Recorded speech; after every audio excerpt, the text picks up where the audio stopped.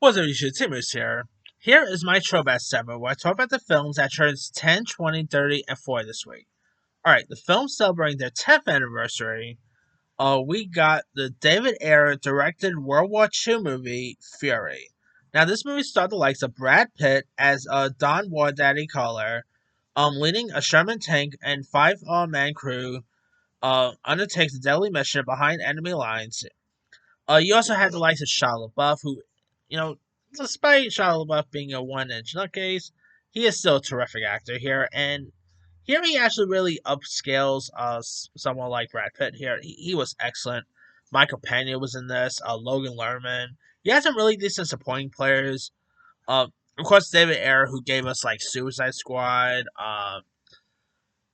and a watch, sabotage, most recent beekeeper. He did a really good job with this one. Definitely really feels like a showcase of World War II here, and it's a really good film if you guys haven't seen it. Also turning 10 is The Best of Me, which is based on the Nicholas Sparks novel, starring James Marsden, Michelle Monaghan, Leon Labardo, and it's where sparks fly between former high school flames when they return home for a funeral, but painful memories may keep them from having a future together. Now, of course, you got Liana and Luke Grimes playing the younger version of James Marsden and Michelle Monaghan. It's a little similar to, let's say, The Notebook, really, where it's like flashbacks and stuff. It's a really decent little.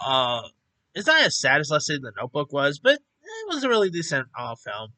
I mean, Nicholas Sparks, who we haven't really seen Nicholas Sparks films since 2016. This is actually a really decent one here. Really cute, really charming, very sad because it's Nicholas Sparks. Really decent flick if you guys haven't seen it.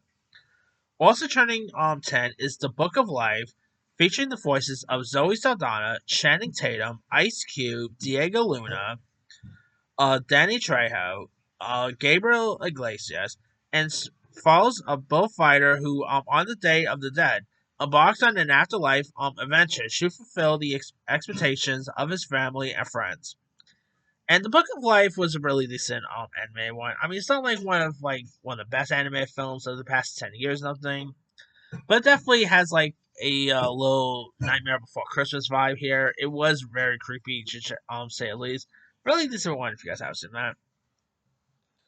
Alright, also turning 10 is a couple of small affairs like the William H. Macy movie called Rudderless, which starred Billy Crudup, Anton Yelchin, Selena Gomez, where after the grieving father finds a box demo tapes made by his now dead son, he forms a band in hopes of finding some peace. And Anton Yelchin, R.I.P. Anton, he was terrific in this. Really had some decent music to it.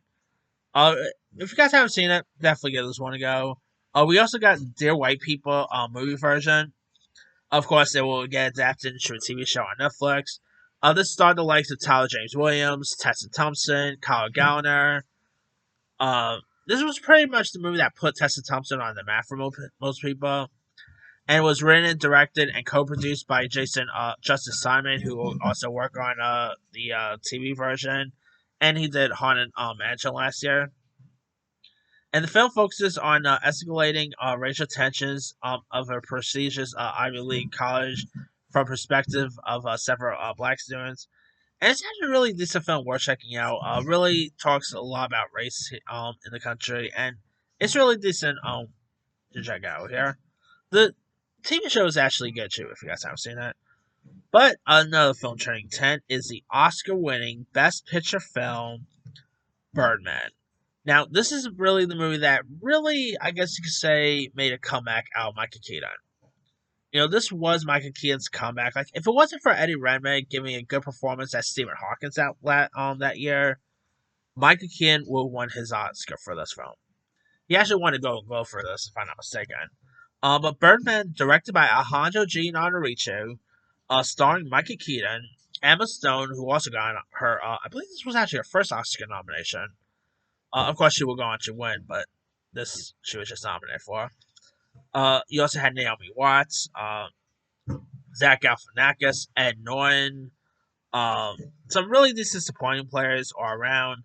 If you guys don't know much about the story, it stars Michael Keaton as Regan Thompson, a faded Hollywood actor best known for playing superhero Birdman, As he struggles to mount a Broadway adaptation of Raymond Travers' short story.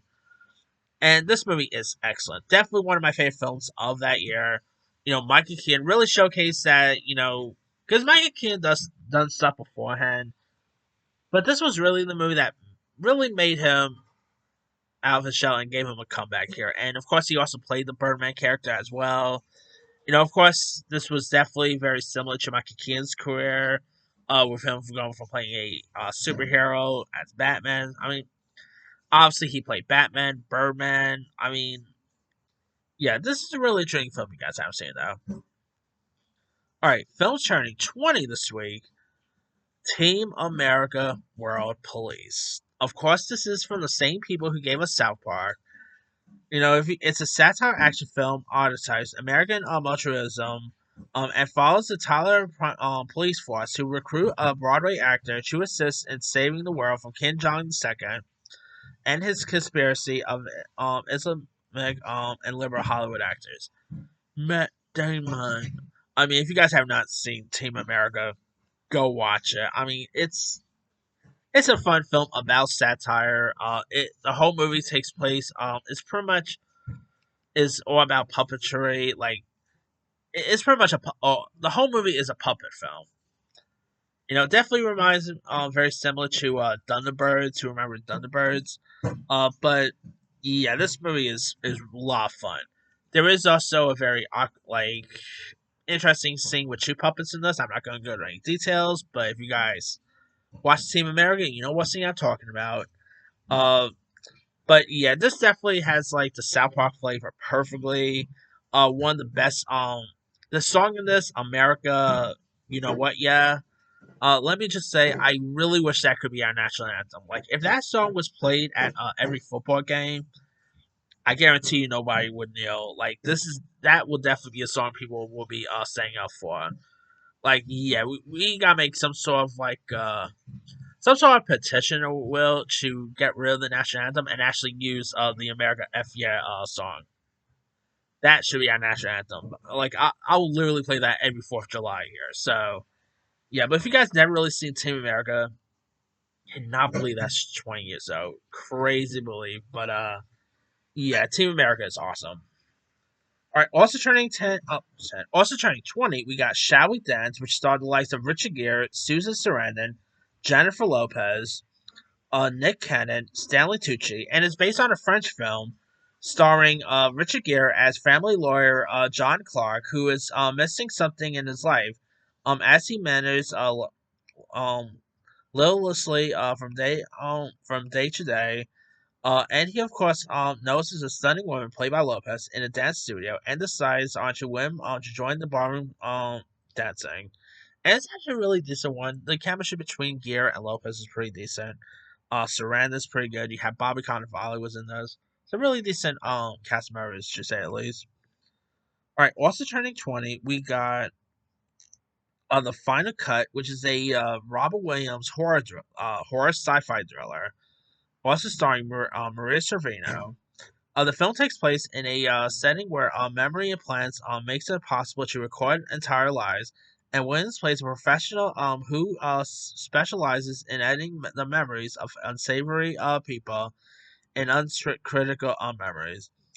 And it's not a bad little drill. Like it's not as good as 1 Hour Photo or Insomnia or anything like that, but it's really an okay little driller. All right.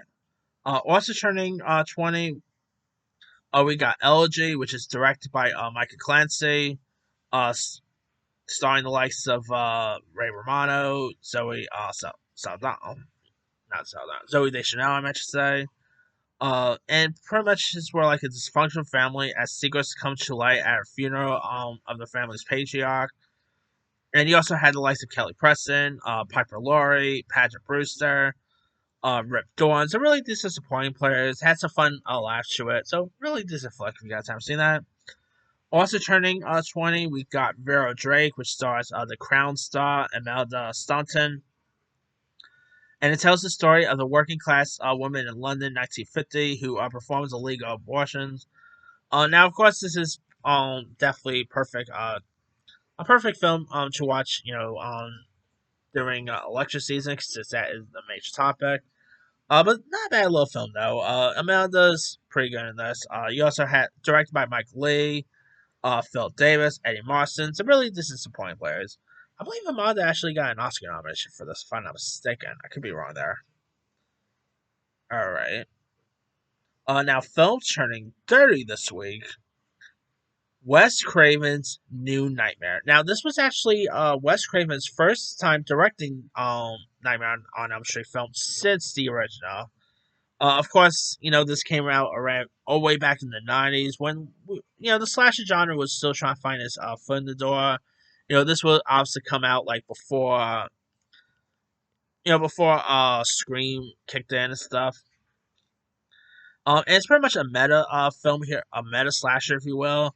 And it's not really part of the continuity of the previous film. Instead of portraying Freddy Krueger as a fictional movie villain who evades the real world and haunts the cast and crew involved in the making of the films about him. And it's actually a really cool one. Definitely one of the better sequels to come out. Lots of people, like lots of Nightmare on Elm Street fans, will say this is actually their favorite sequel. And it's actually the seventh installment, and it's a lot of fun. It's very as creepy. Definitely it's very similar to, let's say, the recent Scream movies in a way. I guess say Scream 3, but a really decent one there.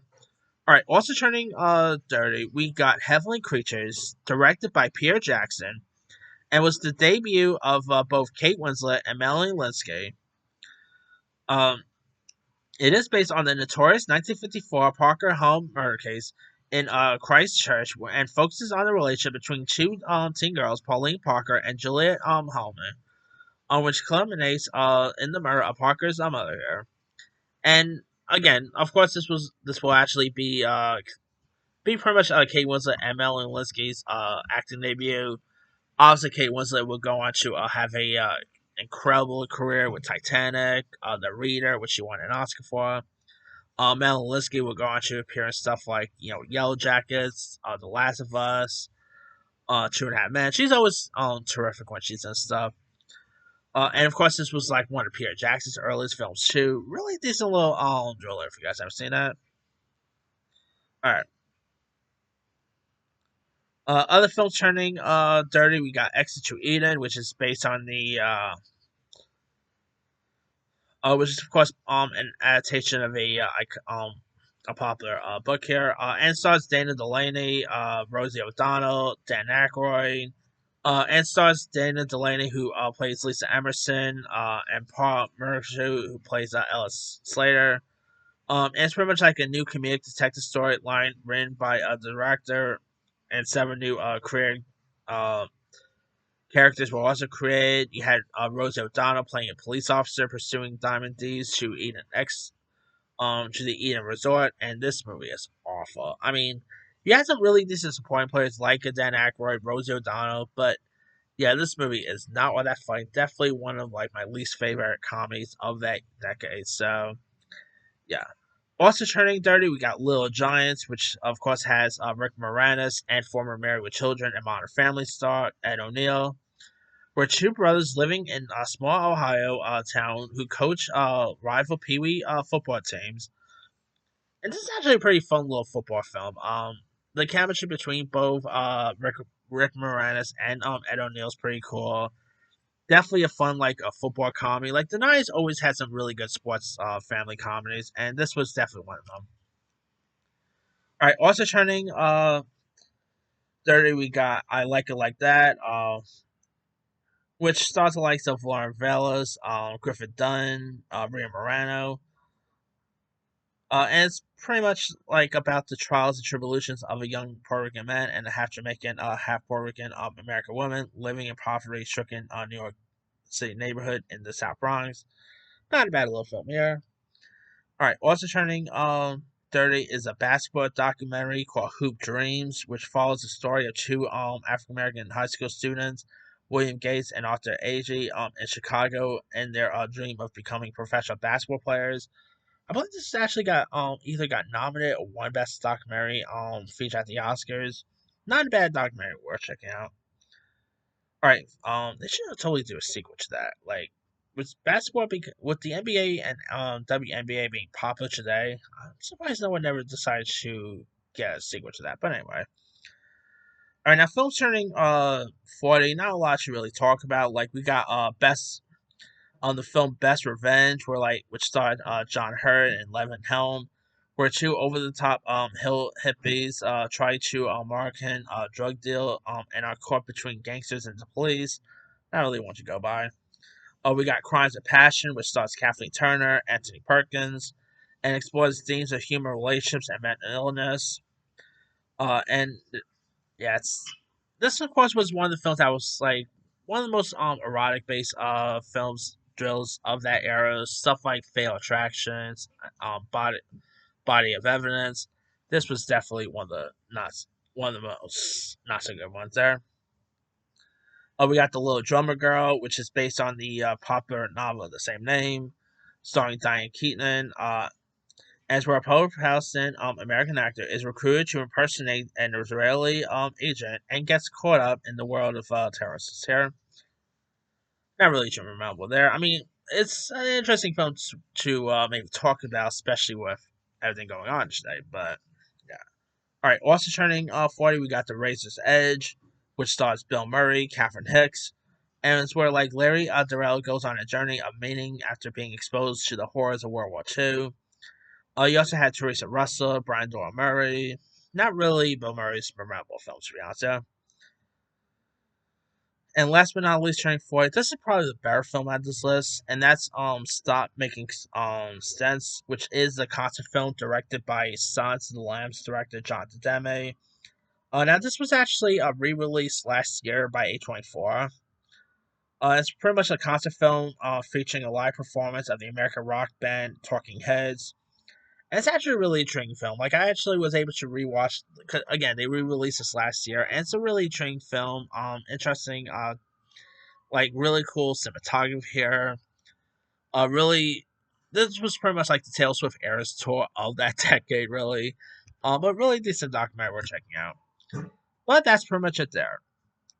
Let me leave you guys. Which of these films stand out to you the most? To me, the 10-year one is obviously going to go to Birdman. The 20-year one is going to Team America World Police. The 30-year one is going to Wes Craven's New Nightmare. And the 40-year one is going to Stop Making Sense. Anyway, drop comments below. Don't forget to like, subscribe, hit that bell for notification. This is Simon.